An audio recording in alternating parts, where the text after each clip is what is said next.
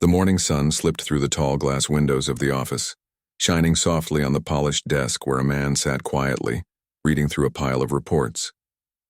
He wasn't an ordinary man. He was a single father, a businessman who had built everything with his own hands. His face looked calm, but there was a certain loneliness hidden in his eyes, a kind of silence that money could never fill. He had lost his wife years ago in an accident, and since then, his life had turned into a schedule of meetings, contracts, and late-night calls. The only light in his world was his daughter. She was 9 years old and had her mother's smile. Every morning before leaving for school, she would hug him tightly, reminding him that there was still love left in his life, even if he sometimes forgot what it felt like. He spent most of his time running his company, a big investment firm that had grown over the years into something powerful. People respected him, some feared him, and some envied him. But very few truly knew him. Beneath the calm voice and expensive suits was a man who hadn't laughed freely in years. One afternoon, while he was finishing a meeting, his old friend showed up at the office unannounced. This friend had known him long before the success, back when they were both struggling to make ends meet. He was one of the few people who could walk into his office without an appointment. "Man, you're working yourself into the ground," the friend said, dropping onto the sofa with a grin. "You need a break. Or better yet, a date." The businessman raised his eyes from his papers, amused. "A date? You're joking, right?" "I don't have time for that nonsense," the friend laughed. "You always say that. But listen, I actually need a favor. I was supposed to go on a blind date tonight. My cousin set it up, and I can't make it because I have to fly to Chicago. You know how she gets if I cancel again. She'll never let me hear the end of it. Can you please go in my place? Just sit through dinner, be polite, and that's it." He sighed. "You want me to pretend to be you?" "It's not pretending. Just tell her you're a friend filling in. You don't even have to stay long. I just don't want her to feel stood up. Please, man, just do this one thing." He didn't want to go. He hated the idea. But his friend was persistent, and after a long pause, he agreed. "Fine, but only for an hour," he said. That evening, he changed into something simple, a gray shirt and jeans. For once, he didn't want to look like a man who owned half the city. He wanted to blend in.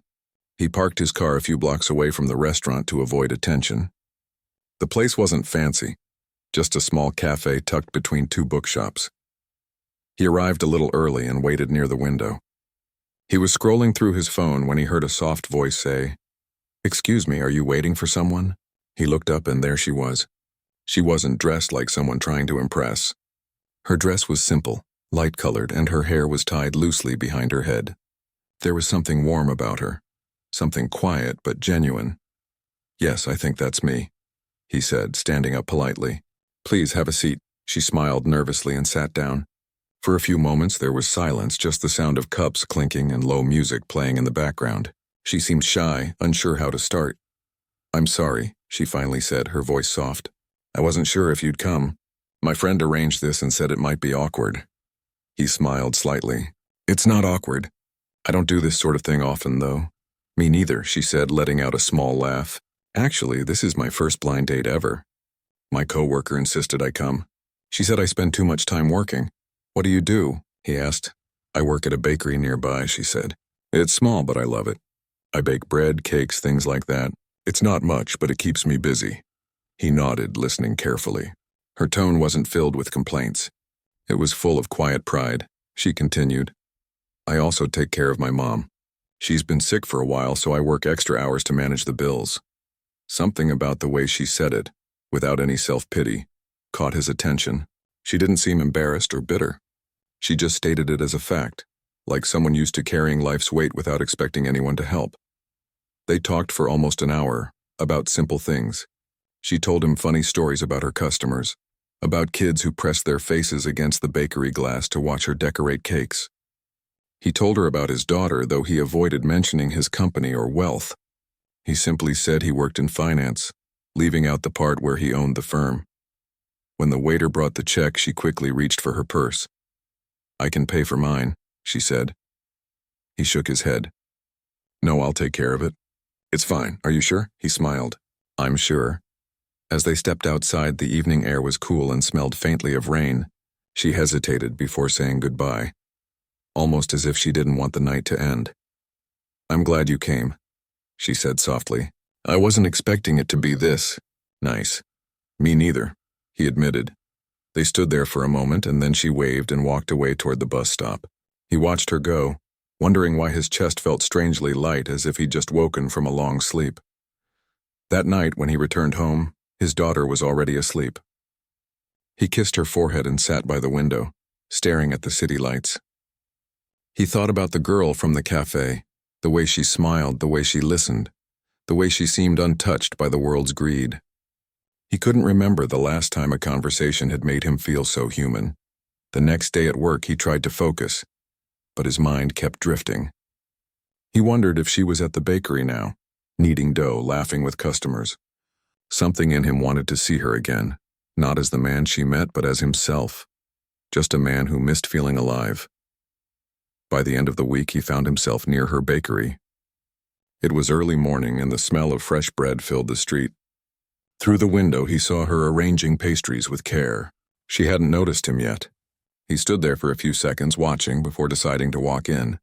The bell above the door chimed softly as he entered. She looked up, surprised, and then her face lit up. "You," she said with a smile. "I didn't think I'd see you again." "I was in the area," he said, pretending it was a coincidence. "Thought I'd grab some coffee." "Well, you came to the right place," she said, laughing. "Our coffee is strong enough to wake the dead." He chuckled, and they talked again while she packed him a small box of croissants. He noticed how customers greeted her warmly, how she remembered everyone's favorite order. It was a small world, but it was full of heart. As the days passed, he kept finding reasons to stop by, sometimes for coffee, sometimes just to talk. He'd tell her small stories about his daughter, and she'd share bits of her life too. He learned that she walked to work every day to save bus fare, and that she sometimes stayed late to bake extra cakes for children's birthdays in the neighborhood. He began to look forward to those visits. The more he talked to her, the more he saw how simple happiness could be. She had none of the things he had. No luxury car, no mansion, but her heart was full, and he, with all his wealth, realized how empty his days had been. One afternoon, while he was helping her move some flour bags in the back room, she laughed when he struggled with one. "Careful," she said, smiling. "You're going to hurt yourself." He laughed too. "I thought I was stronger than this." "You look like someone who's more used to holding a pen than a bag of flour," she teased. He grinned, but her words struck a chord. She had no idea how close she was to the truth. Later that evening, when she closed the shop, he offered to walk her home. The streets were quiet and the air smelled of rain again. They talked about their dreams. She said she wanted to own her own bakery someday, a place where people could feel at home. He listened, thinking about how easily she made life sound beautiful even when it was hard. When they reached her small apartment building, she thanked him. "You didn't have to walk me home," she said. "I wanted to," he replied. She smiled shyly. "You're different," she said softly. "Most people I meet don't really listen." He looked at her for a moment. "Maybe you just haven't met the right people." She looked down, her fingers brushing the strap of her bag. Maybe. For a second, he wanted to tell her the truth, who he really was, what kind of life he lived. But something stopped him. He didn't want to ruin the simplicity of what they had. For once, he wasn't being judged for his money or power. She liked him for who he was in that moment, and that was rare. That night, he couldn't sleep. He thought about her words, about how she said most people didn't listen.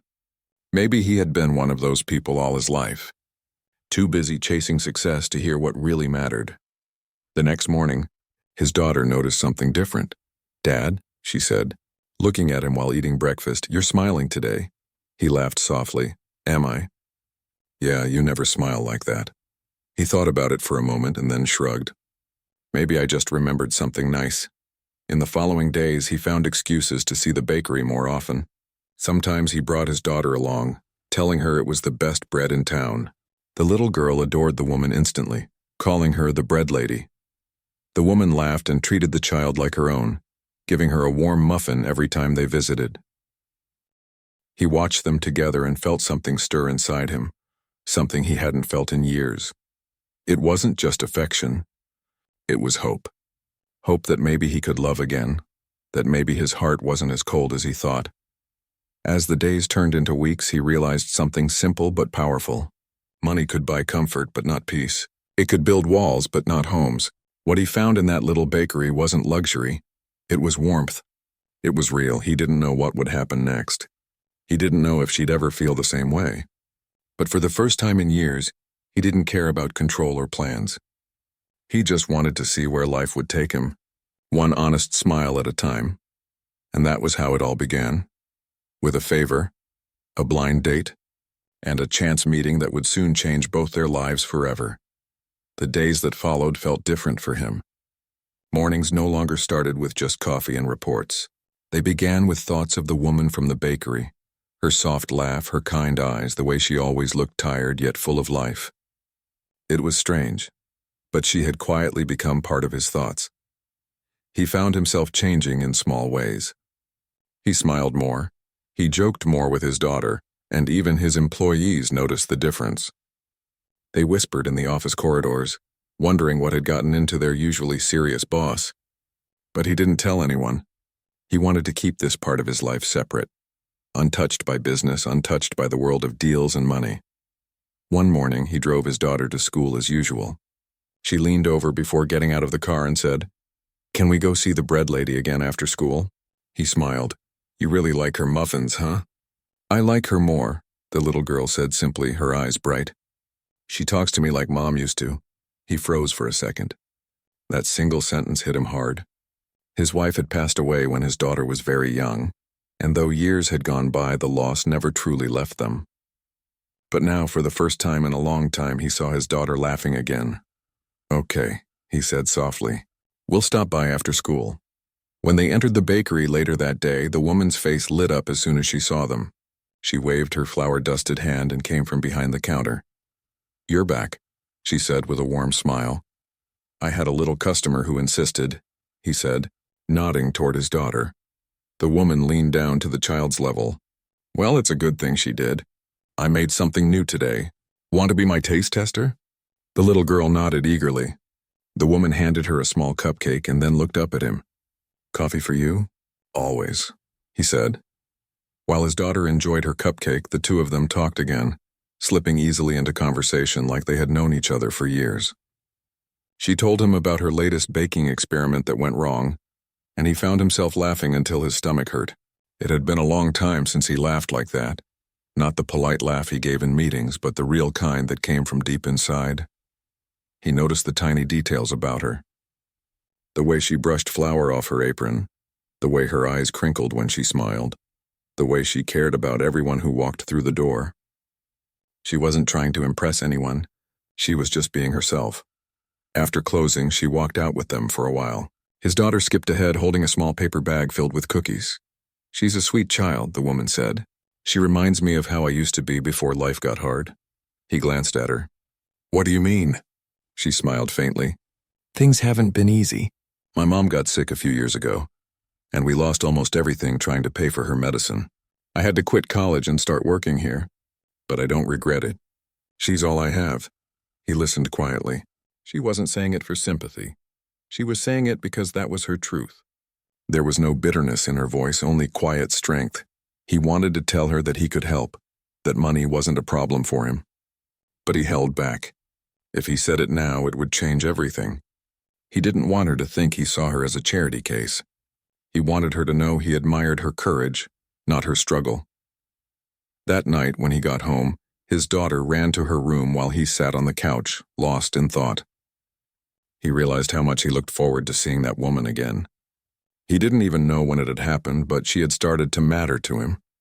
A few days later, he stopped by the bakery again, this time early in the morning. She was there, arranging loaves of bread on the shelf. The sunlight coming through the window made her look almost unreal, and for a moment he just stood there watching her. She noticed him and laughed. "You again. You're going to make people think you're addicted to bread." "Maybe I am," he said with a grin. "Or maybe it's something else." She blushed slightly and looked away, pretending to adjust a tray. "You're early today." "I wanted to see how this place looks when it wakes up," he said. "It's nice, peaceful." She smiled, and they talked again while she worked. She told him that the bakery owner was thinking about selling the place soon. Rent was going up and business had been slow. "That's terrible," he said. "What will you do if it closes?" She shrugged. "I don't know. Maybe find another job. Maybe start something small from home. I'll figure it out. I always do. Her calmness amazed him. Most people in her situation would panic, but she spoke like someone who had learned to survive anything. Later that evening, back in his office, he couldn't stop thinking about what she said. Without telling anyone, he asked his assistant to gather information about small bakeries in that part of town. He wanted to help her somehow, but quietly. The next week, he found a way.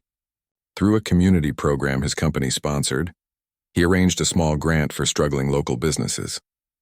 He made sure her bakery was one of them. The owner received the funding and the woman got to keep her job. When she found out, she was overjoyed. She ran around the bakery telling everyone how lucky they were. When he visited the next day, she greeted him with the biggest smile. "You won't believe this," she said, her eyes sparkling. "Some company decided to help small bakeries in the area. My boss told me we got a grant. I still can't believe it. This place was going to close next month." He smiled softly. "That's amazing. You deserve it. It's like a miracle," she said. "I don't know who these people are, but they saved my job." He wanted to tell her that he was the reason, but he didn't. It wasn't about taking credit. It was about seeing her happy. Days turned into weeks and their bond grew stronger. They started having coffee together outside the bakery, sometimes walking to the park nearby. They talked about everything: books, music, memories, even regrets. She told him about her childhood, about how her mother used to bake with her when she was little. He shared stories about raising his daughter alone and how hard it had been at first. "You're doing great," she told him one afternoon as they sat on a bench watching the sunset. "Your daughter is lovely. You must be proud." "I am," he said quietly, "but sometimes I worry. I don't want her to grow up thinking love isn't real." She looked at him for a long moment. "Why would she think that?" "Because I haven't really shown her what it looks like," he said. "After my wife died, I shut that part of myself off." The woman's eyes softened. "Maybe it's time to open it again." He looked at her then, really looked at her, and felt something shift inside him. Maybe she was right. Maybe love wasn't gone. Maybe it had just been waiting for him to find the right person. From that day on, he started seeing her differently. Not just as someone kind and hard-working, but as someone he genuinely cared for. He found himself thinking about her at odd hours, wondering if she was eating, if she was tired, if she was smiling. One evening, he decided to surprise her. He stopped by the bakery just as she was closing and brought his daughter along. They had a small cake box with them. "What's this?" she asked, smiling. "Something we baked," he said. "Well, she baked. I just supervised," his daughter giggled. "It's not as good as yours." The woman laughed and took the box. "Then I'll save it for a special day." They sat outside on the steps, sharing stories until the streetlights came on. The air was cool, and there was a peaceful silence between their laughter. It felt natural, effortless. Before leaving, he said quietly, "You make this city feel smaller, and somehow better." She smiled. "You make it sound like that's a bad thing." "It's not," he said. "It's the best thing." The next few days passed with small, sweet moments. She began saving him a seat near the window every morning. Sometimes she'd slip an extra pastry into his bag, pretending it was a mistake. He started bringing her coffee from a cafe she loved but couldn't afford. Their friendship had turned into something unspoken, but undeniable. The way they looked at each other said more than words ever could, but even with all the happiness growing between them, he carried a quiet fear that one day she'd find out who he really was. He wasn't just a man who worked in finance. He was one of the city's wealthiest investors, the owner of the very company that funded her bakery. If she found out, would she still see him the same way? Or would everything change? He tried not to think about it. He told himself that the truth could wait. He just wanted to hold on to this feeling for a little longer. Then one Friday evening, something happened that made him see her strength in a new way. A storm hit the city unexpectedly. The streets flooded and most businesses closed early. But when he drove past the bakery, he saw her light still on. He parked and rushed inside. "What are you doing here?" he asked, soaked from the rain. She looked up, surprised but happy to see him. "I'm making bread for tomorrow. The delivery truck couldn't come because of the rain, and I don't want customers to go without it." "You're unbelievable," he said, shaking his head. "You could have gone home." She smiled, brushing hair from her face. "People depend on this place. I can't just stop because of rain. He helped her that night, carrying flour sacks and boxes, laughing between the thunderclaps. The power went out for a few minutes and they worked in the glow of a small lantern. When they finally finished, they sat down, exhausted but happy. She leaned back against the wall, her head tilted, her eyes half closed. You know, she said softly, I don't think I've had this much fun in a long time. Me neither, he said. There was silence, just the sound of rain tapping on the windows. Then she whispered, Thank you for helping. Anytime, he said, his voice low. Their eyes met in the dim light, and something passed between them. Something quiet, deep, and real. He didn't touch her. He didn't need to. The moment itself said everything. When he drove home later, his daughter was already asleep, but he couldn't sleep. His heart felt full yet uneasy. He knew this wasn't just a passing connection anymore. He was falling for her and fast, but with that feeling came fear. He had built his entire life on control and logic, and now one woman was quietly turning everything upside down. He knew that one day the truth would have to come out. But for now, he just wanted to hold on to this fragile, beautiful thing they were building together. A love that didn't need wealth or power, just honesty and heart. And though he didn't know it yet, that truth, the one he kept hidden, would soon test everything between them. The days kept passing, and what started as small visits to the bakery slowly turned into something neither of them could easily explain. It wasn't love at first sight anymore. It was something gentler, something real that grew from laughter, from shared coffee cups, and quiet evenings spent talking about life. He had found peace in a place he never expected, a small bakery with peeling paint, warm bread, and a woman who didn't know how rich he was. For the first time in years, he felt human again. Every morning before work, he'd stop by pretending it was just for coffee, but they both knew it wasn't just that anymore. She would already have his order ready before he even spoke, and every time he left, she would look out the window, watching him until he disappeared into the crowd. One Saturday morning, she called him out of the blue. Her voice sounded different, light, almost shy. Hey, she said. My mom keeps asking who this mystery man is that I've been talking about. She wants to meet you. Would you maybe come by for dinner tonight? It's nothing fancy. For a moment, he didn't know what to say. No one had invited him to something like that in years, not as a businessman, but as a person. I'd love to, he said finally, his heart beating faster than usual. That evening, he left his suit behind and dressed simply. When he arrived at her small apartment, she opened the door with a smile that made him forget the world outside. Her mother was sitting on the couch, wrapped in a blanket but smiling warmly. The room smelled of home-cooked food and fresh bread. Her mother greeted him kindly, asking about his job, his daughter, his life. He kept his answers honest but simple. He didn't talk about the office buildings or expensive dinners.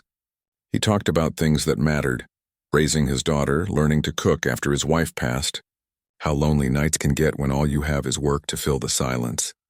The woman's mother nodded softly, her eyes kind. You remind me of my late husband, she said. He worked too much too. It took him years to learn that work doesn't keep you warm at night. He smiled faintly. I think I'm learning that now. Dinner was simple: rice, stew, and freshly baked rolls. But it was one of the best meals he'd ever had. Not because of the food, but because of the warmth around the table. There was laughter, small talk, and that rare feeling of belonging. When he was leaving, the mother touched his arm gently and said, You're good for her. She hasn't smiled like this in a long time. Don't hurt her, okay? The words stayed with him all the way home. That night, after putting his daughter to bed, he sat by the window again, looking out at the city lights. For years, those lights had reminded him of success.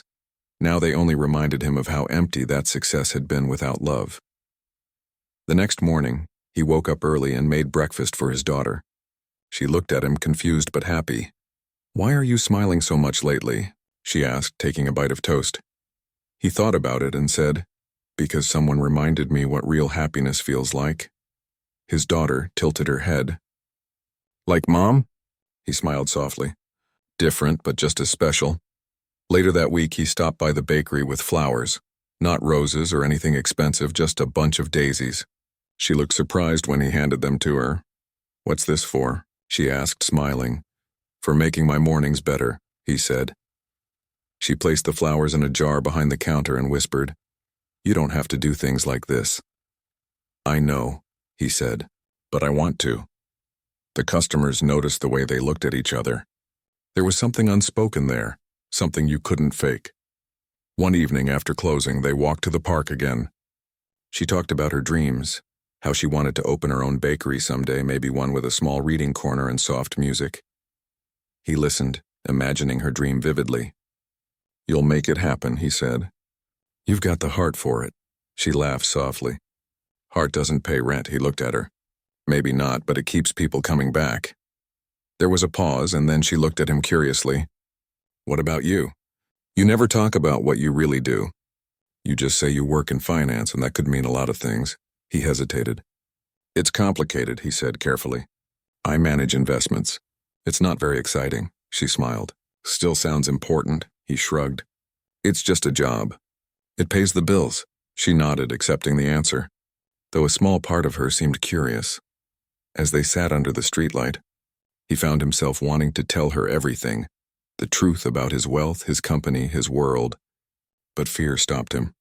He didn't want to lose what they had. He didn't want her to look at him differently. That night he lay awake thinking about it. His heart said she would understand, but his mind said it was too risky. Over the next few weeks, their lives intertwined more deeply. He introduced her to his daughter properly this time, not just as the bread lady, but as someone important. They spent a Sunday together at the park, eating sandwiches and playing frisbee. His daughter adored her, and she fit into their small family like she had always belonged. When they dropped her home, his daughter whispered, "She's really nice, Dad. You should marry her." He laughed. "Slow down, kiddo. Let's not scare her away." But deep down, the thought didn't scare him. It felt right. A few days later, he got a call from his office. His assistant told him that one of his company's charity partners was hosting a small event downtown, celebrating the new small business grants.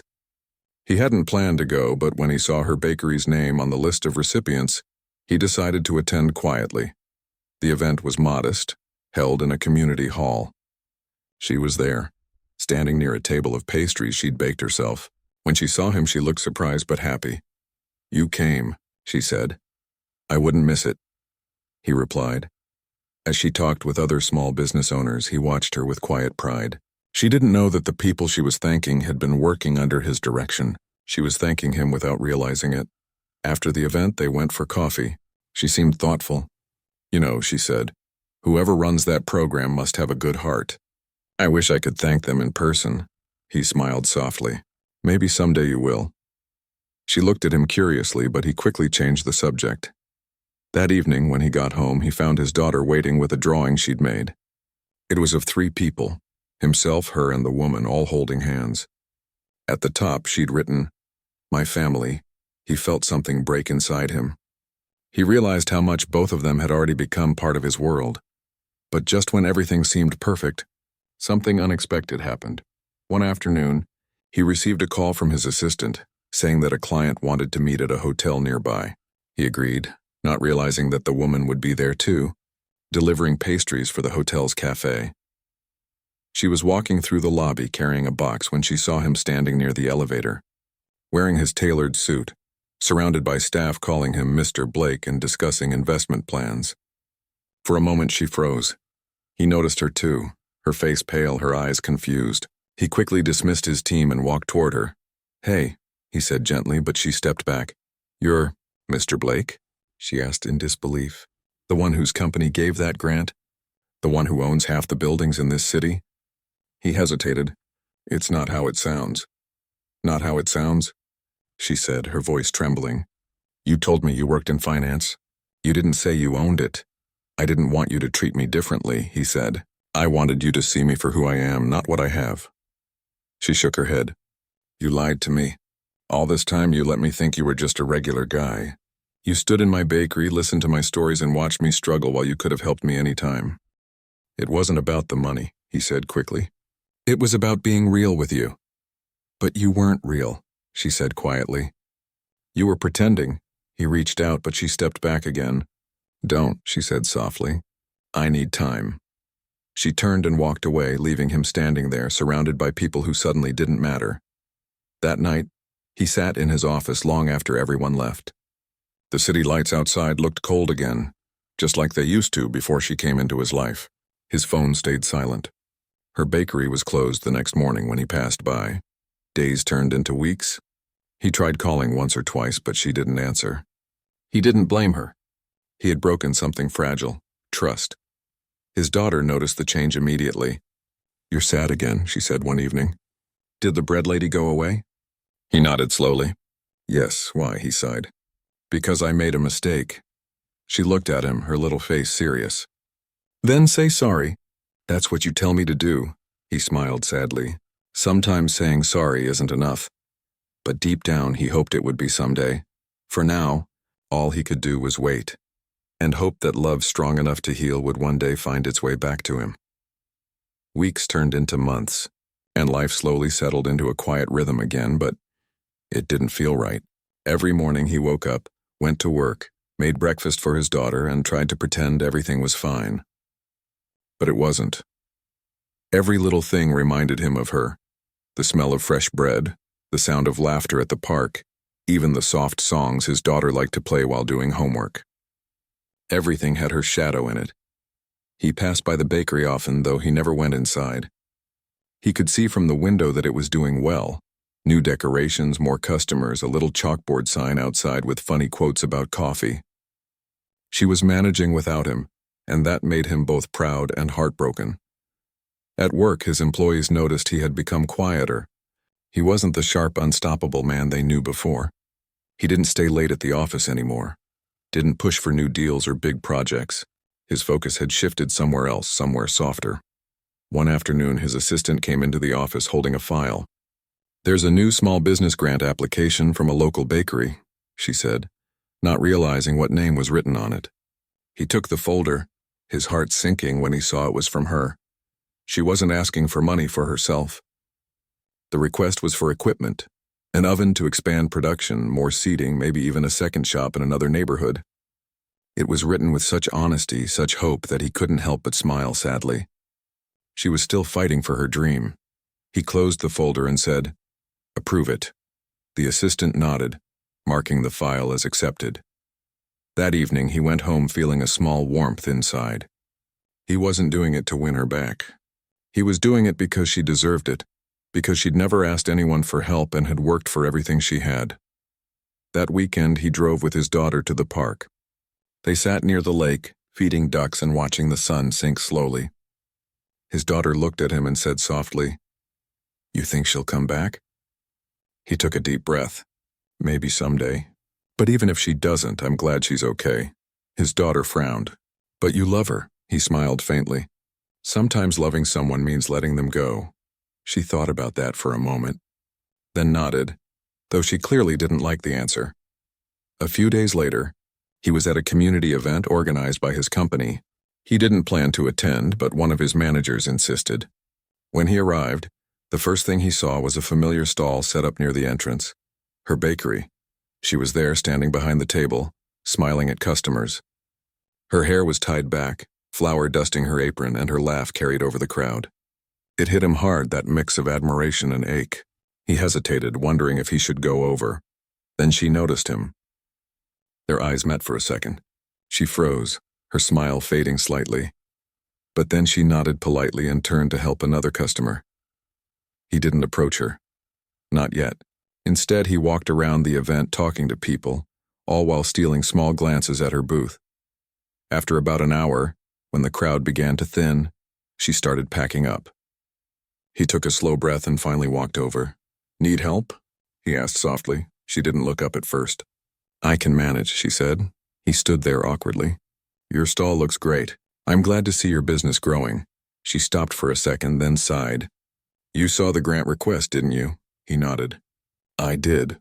You approved it." "Yes." She looked at him, her eyes tired. "Why?" "Because you earned it," he said. "Not because of me. Not because of what we were. You've built something beautiful, and I'm proud of you." She looked down, folding a napkin. "You didn't have to do that." "I know," he said. "But I wanted to. For a long moment, they stood in silence. Then she said quietly, "You know, I wasn't angry because you were rich. I was angry because you didn't trust me enough to tell me. I thought we had something honest." He nodded, the words hitting deep. "You're right. I was scared. I've seen people change when they find out who I am. I didn't want that to happen with you." She met his eyes. "Maybe if you had told me, you would have realized I wasn't one of those people." He swallowed hard. "I realize that now." The air between them was heavy, full of things neither could say. "I should go," she said finally, lifting a box of pastries. He reached out instinctively to take it from her. "Let me help, please." She hesitated, then nodded. Together they carried the boxes to her small van. It felt strange, familiar, but distant. Before she got in, he said softly, "If you ever need anything, I'm still here. No expectations, just here." She looked at him for a long time, her expression unreadable. Then she got in and drove away. He stood there watching her taillights disappear, feeling both empty and hopeful at the same time. Over the next few weeks, they didn't see each other. But something had changed. Once in a while, she would text him, a simple thank you for the grant approval or a picture of her bakery's new sign. He would reply politely, never pushing for more. Then one morning he woke up to a message from her. It said, "Hey, I could use a hand setting up the new oven. My delivery guy canceled. Any chance you're free?" He smiled for the first time in weeks. An hour later, he was at her bakery, rolling up his sleeves. She looked surprised that he came so quickly. "I didn't think you'd actually show up," she said. "I said I'd be here if you needed me," he replied simply. They spent the morning assembling the oven, laughing when they realized neither of them was good at following instruction manuals. For the first time since everything happened, things felt normal again. No tension, no walls. Just them working side by side. When they finally finished, she looked around her little bakery proudly. "It's starting to look like what I always dreamed," she said softly. "It's perfect," he said. She glanced at him. "You know, for someone who's probably used to million-dollar deals, you're pretty good with a screwdriver." He chuckled. "Guess I'm learning new skills." She smiled, and for a brief moment their eyes met, just like before, when everything was simple. After that day, they started talking more. Slowly, carefully, like rebuilding something fragile. He didn't rush her. He didn't try to impress her. He just showed up, helping when she needed it, listening when she talked, and making sure she knew he wasn't pretending anymore.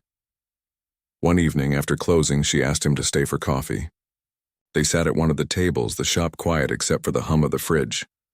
"I've been thinking," she said softly, "about us. About everything that happened." He looked at her, waiting. "I was hurt, yes," she continued. "But I also realized something. You didn't hide who you were to hurt me. You did it because you were afraid. I understand that now. I think we both were afraid in different ways." He nodded slowly. "I was terrified. I thought if you knew I'd lose you." She smiled faintly. "And you did anyway." He gave a small laugh, but it faded quickly. "I'm sorry. For everything." "I know," she said softly. "And maybe—" "I believe you." He looked at her, hardly daring to hope. "But," she added gently, "I need time. I need to make sure what I feel isn't just old feelings trying to come back." "I'll wait," he said quietly. "However long it takes." And he meant it. Over the next few months, their friendship rebuilt itself naturally. He still had his business, his meetings, his endless calls. But now he made time. He showed up to her bakery's weekend markets, sometimes bringing his daughter along. The three of them would spend hours talking, laughing, sharing stories. The people around them noticed too. They saw how his face lit up when she spoke, how her smile softened when he walked in. It wasn't forced, it was real, the kind of connection that only grows from forgiveness and patience. Then one rainy afternoon, something small but meaningful happened. He was sitting in his office when his phone buzzed. It was a message from her. The oven broke again. "Any chance you know someone who can fix it?" He smiled and replied, "Yeah, I know someone." An hour later, he showed up at her bakery, soaked from the rain. She laughed when she saw him standing at the door, dripping wet. "You could have just sent someone," she said, handing him a towel. "I wanted to come myself," he said. "Besides, I think the oven likes me." They spent the evening fixing it together again, both laughing more than working. When they finished, she poured them 2 cups of coffee and said softly, "You know, it's funny how life works. I thought I'd never forgive you, and now here we are, fixing ovens like nothing happened." He smiled. Maybe it's because deep down we both knew what we had was worth fixing. She looked at him, her eyes warm. Maybe. As the rain kept falling outside, they sat there in comfortable silence. Something in the air had shifted. It wasn't quite back to what it was before, but it was close. That night as he drove home, his daughter was waiting at the door again. "You saw her, didn't you?" she asked, grinning. He nodded. "Did you say sorry again?" He smiled. "I think this time she believed me." His daughter hugged him tightly. "Good, because I like her. She makes you smile like Mom used to." He closed his eyes, holding his daughter close. In that moment, he felt something he hadn't felt in a long time. Peace. Maybe love wasn't about grand gestures or perfect timing. Maybe it was about showing up even after you've made mistakes. And deep inside, he knew this wasn't the end of their story. It was only the beginning of something new, something stronger, built not on secrets but on trust. The days turned warmer and the city began to bloom again. Life slowly took on a gentler rhythm.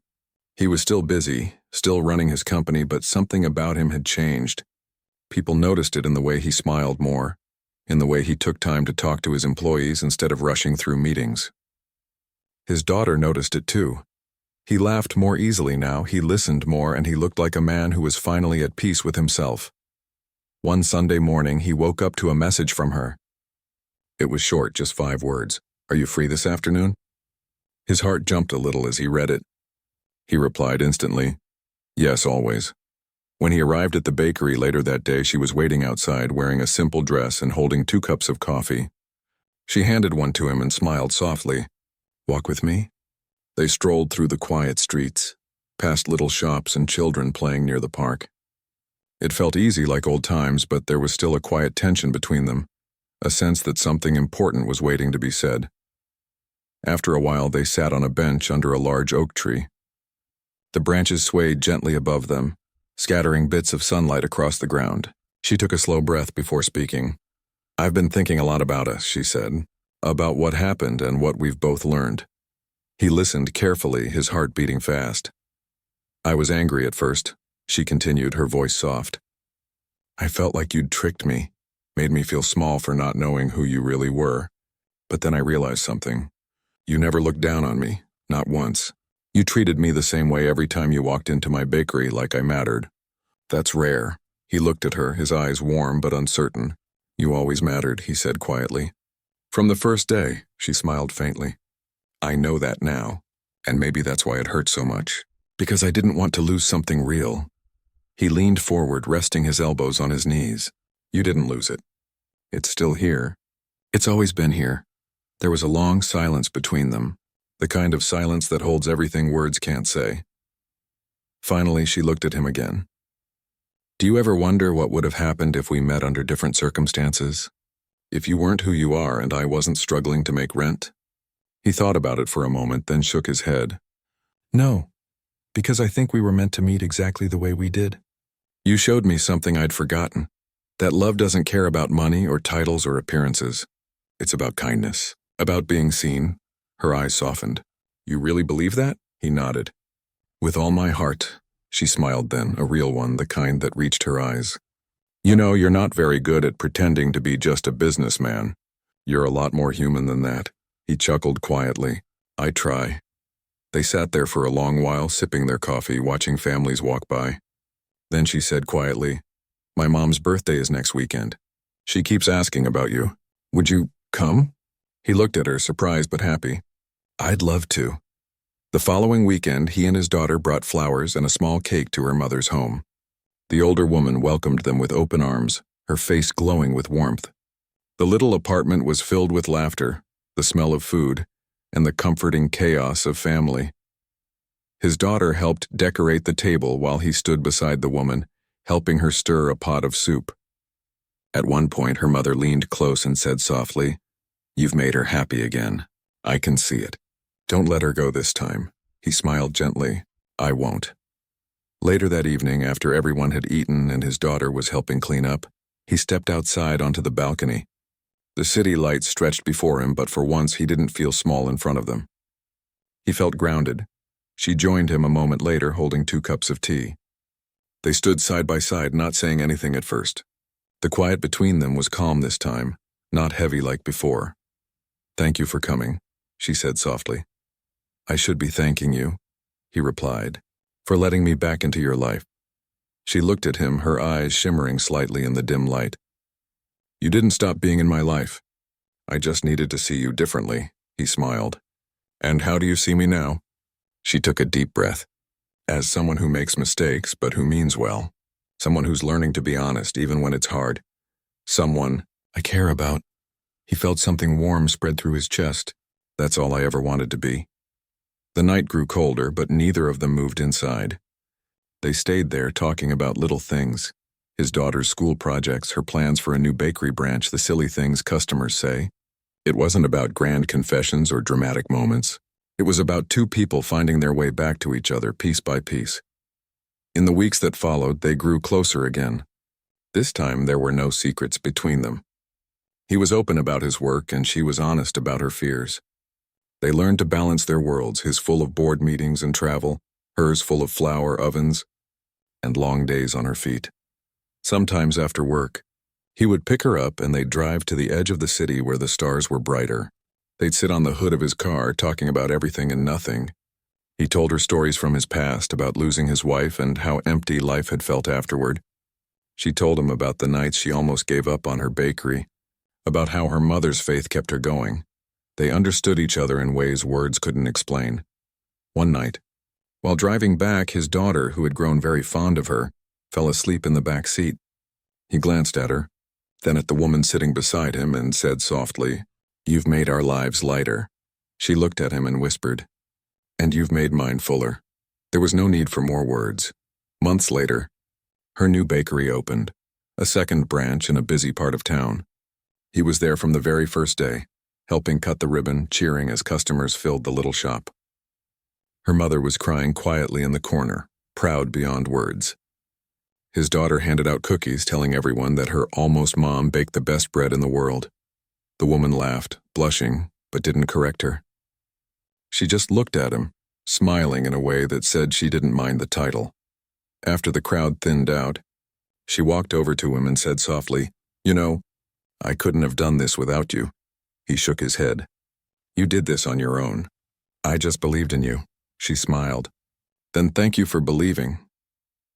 That evening after closing, they stood together outside the bakery, the city lights reflecting on the window where her new sign shone proudly. He looked at her and said, "You've built something beautiful." "So have you," she replied, looking at him and his daughter through the glass. He took a slow breath. "Can I ask you something?" She nodded. He reached into his pocket and pulled out a small ring, not flashy or expensive, just simple and elegant. "I don't want to rush you," he said softly, "but I've spent enough time waiting for the right moment to tell you how much you mean to me. You've brought warmth back into my life, into my daughter's life. I can't imagine a future without you in it. So will you be part of our family?" Her eyes filled with tears. She covered her mouth with one hand, speechless for a moment. Then she nodded, tears running down her cheeks. "Yes," she whispered. 100 times yes. He slipped the ring on her finger, and before he could say anything else, she wrapped her arms around him. His daughter, who had been watching from inside, ran out and hugged them both tightly. It was a picture of everything he had once thought he'd lost. A family, laughter, love that didn't care about status or wealth. In that moment, standing under the glow of the bakery lights, he realized something simple but powerful. All the success, the money, the achievements, they were nothing compared to the feeling of being loved for who he truly was. Life didn't become perfect overnight. There were still busy days, mistakes, and moments of doubt. But now there was something stronger holding everything together. Understanding, forgiveness, and quiet love that grew from everyday moments. He still woke up early for work, but now there were mornings when he'd stop by the bakery first, not for coffee, but just to see her smile. Sometimes she'd pack extra bread for his daughter's lunch. Sometimes she'd tease him for forgetting to rest. On weekends, they'd all cook breakfast together, burning pancakes, laughing over spilled juice, filling the house with noise and warmth. It wasn't grand or polished. It was real. Years later, when they looked back on how it all began, a blind date meant for someone else, they both laughed at how strange and beautiful life could be.